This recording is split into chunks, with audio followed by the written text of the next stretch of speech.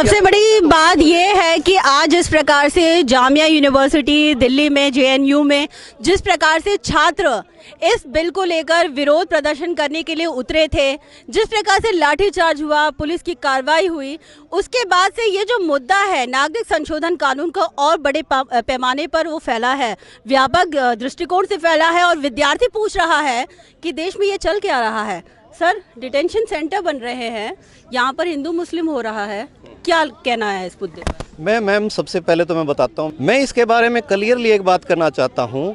Detention centre का जो मुद्दा है, आज जब हम अगर प्रधानमंत्री की बात सुने, होम मिनिस्टर की बात सुने, उन्होंने क्लियरली बोला है, झूठ नहीं बोल सकते, डिटेंशन सेंटर अभी कोई बनने नहीं जा रहा। दूसरी बात डिटेंशन सेंटर क्या होता है? जब कोई भी हमारे देश में इलीगल पाया जाता है या जैसे कोई तो उसको रिपोर्ट नहीं करते तो एक जगह पे रखा जाता है ताकि वो कोई इलीगल एक्टिविटी में शामिल ना होए, या कोई भी एक जगह, उसको हम कोई होटल में तो ठहरा नहीं सकते, ज़्यादा खर्चा होएगा। एक ऐसा सेंटर बनाया जाता है, एक जगह बनाई जाती है जहाँ पे वो अपनी आउटर की एक्टिविटी ज़्यादा ना कर रहे जब तक उसको डिपोर्ट ना किया जाए। तब जो 10 दिन लगो, चाहे 15 दिन लगो, चाहे महीने लगो। देखिए, ये जो जातिगत की जो भावना जो बीच में लाई है, मैं उसके बारे में मैं कंप्लीट कर रहा हूँ मैं अपनी बात। दूसरी बात, डिटेंशन सेंटर एक हमारे स्टेट में, आसाम में बनाए गए, कांग्रेस सरकार ने बनाए थे वो, और उन्होंने क्लियरली, होम मिनिस्टर तब ये अपने चिदम्बरम थे, उन्होंने भी बाकायदा लेटर हैं, सब कुछ है, वो सेंट्रल गवर्नमेंट ने परमिशन दी, और उन्होंने बोला था कि उस टाइम हमारे बांग्लादेश से बहुत से आ रहे हैं आसाम में, तो उनके लिए बात अभी की करिए ना, तभी की क्या कर रहे हैं? अभी भी तो चल ही रहा है सर, आप क्या बात बनाया गया है? मैम, मेरा नाम हर्षित है, मैं स्टूडेंट हूँ। सबसे पहली बात तो ये है, जैसे अंकल ने कहा कि जो डिटेंशन सेंटर बन रहे हैं, लोगों को वहीं रखेंगे जब तक वो डिपोर्ट नहीं होते। हम सबसे पहली बात ये मान के चलिए, जिनके पास कोई कागज डॉक्यूमेंट ही नहीं है, तो कौन ऐसी कंट्री है जो उन्हें एक्सेप्ट करेगी वो हमारे देश के हैं?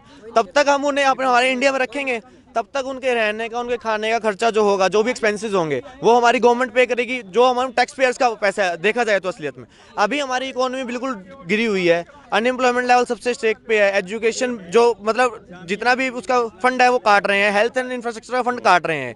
उस टाइम पे ये चीज़ें कर रहे हैं, जिसके अंदर सबसे पहली बात तो कोई मतलब फिक्स टाइम पीरियड नहीं कब तक इनको रखा जाएगा, क्या ये डिपोर्ट होंगे नहीं होंगे। और सेकेंडली, जो ये बोल रहे डिटेंशन सेंटर नहीं बने हैं, टाइम्स ऑफ इंडिया की रिपोर्ट है, डिटेंशन सेंटर बन के तैयार हो चुके हैं, कर्नाटका में हुए, असम में हुए, महाराष्ट्र में हुए, ठीक है, बेंगलोर में भी हुए। तो क्या वो जो बोल रहे हैं डिटेंशन सेंटर तैयार हैं, वो क्या वो सारे झूठ बोल रहे हैं? यही तो होती है बात, यहाँ पे फैक्ट पे बात होनी चाहिए, यहाँ पे फैक्ट पे बात होनी चाहिए। सर, विद्यार्थी से मैं एक पूछना चाहूंगी, स्टूडेंट से, बेटा आप क्या चाहते हो? अभी नागरिक संशोधन कानून की ज़्यादा ज़रूरत है कि कुछ और मुद्दों पर? एम्प्लॉयमेंट जो हाईएस्ट लेवल पे अभी 45 इयर्स में हाईएस्ट लेवल पे है, एजुकेशन पे जो अंडर जो स्पेंडिंग हो रही है, हेल्थ केयर पे जो स्पेंडिंग कम हो रही है, धीरे धीरे रिड्यूस कर रहे हैं ये।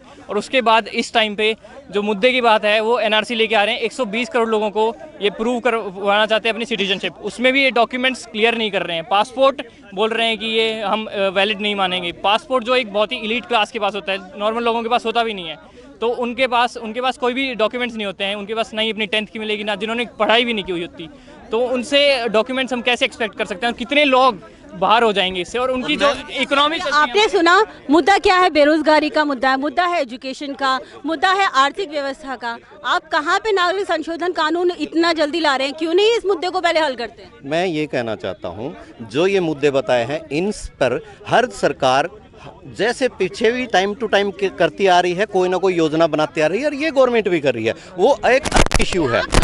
योजना के बाद आइए आपसे जानना चाहूंगी, बेटा आप बताइए, योजना के बारे में यहाँ पे बात हुई। इन्होंने अभी कहा कि वो डिटेंशन सेंटर्स में रहेंगे जब तक वो डिपोर्ट नहीं होते।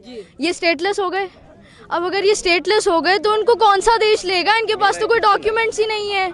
बांग्लादेश नहीं लेगा, ना पाकिस्तान लेगा, ना अफगानिस्तान लेगा। अब वहाँ पे इस्लामिक कंट्रीज हैं, वो लेंगे, तो मुद्दा हिंदू मुसलमान में बन गया ये कि वो इस्लामिक कंट्रीज में जाएंगे, तो उन्हें वहाँ जाने क्यों देना? ये बताइए मुझे। जब मुझे अंकल, सारी बात छोड़ो अंकल, एक मिनट, ये कैब कानून लाया, उससे कोई मुसलमान वंचित नहीं रहेगा, ऐसी कुछ नहीं है। सिर्फ एक समस्या के लिए, जो हमारे लेकिन उनकी समस्या के हल के लिए किया गया है। हर जगह बाढ़ आ रही है, नेचुरल डिजास्टर आ रहे हैं, वहाँ पे लोगों के घर बह जाते हैं।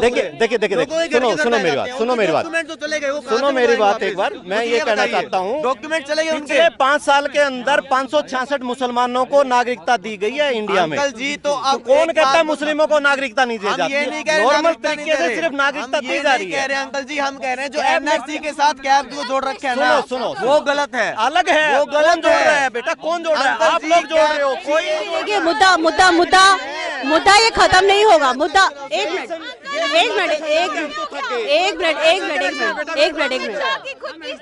देखिए आइए शो करो, मुझे शो करो। आप देखो, मैंने देखा है। आइए आप इधर आइए। में कोई झूठ नहीं बोल सकता। आप एक मिनट आप क्या कहना चाहेंगे इस पूरे मुद्दे पर? दब के झूठ बोलते हैं, अच्छा सर से न्यूज़ है, सर से ये सुना सकता हूँ। लोकसभा में जो बोल दिया खड़े होके वो झूठ हो गया। कैसे हो गया? जो common person student and activist जो इनके विरोध में प्रदर्शन कर रहे हैं, बीजेपी रूल्ड स्टेट्स में एग्जाम्पल ले लो, यूपी पुलिस का उनकी ब्रूटैलिटी। ये इतने कड़े कानून क्यों सर? इतने कड़े कानून कुल मुद्दे की हम बात करना चाहेंगे कि अभी इस पर लेके गर्मा गर्म डिबेट और यहाँ पे विद्यार्थियों पे चल रही है, और जिस प्रकार से आप देख रहे हैं तर्क वितर्क हो रहा है, समझाना मुश्किल है, लेकिन ये है कि भावना जो सबकी है, जो पहुंच चुकी है कि किस प्रकार से इस मुद्दे पर कैसे युवा विद्यार्थी और सभी लोग अपने मत विपरीत और पक्ष में रखे हुए हैं। और ये समझना मुश्किल है कि अब इस पूरे देश को कैसे समझाया जाए, कैसे नागरिक संशोधन कानून की बारीकियों, एनआरसी के मुद्दे पर समझाया जाए। और ये समझाने का काम दायित्व सरकार का है, क्योंकि ये मुद्दा भी सरकार ने लाया है। तो चलिए इसी के साथ लेते हैं इजाजत। नमस्कार।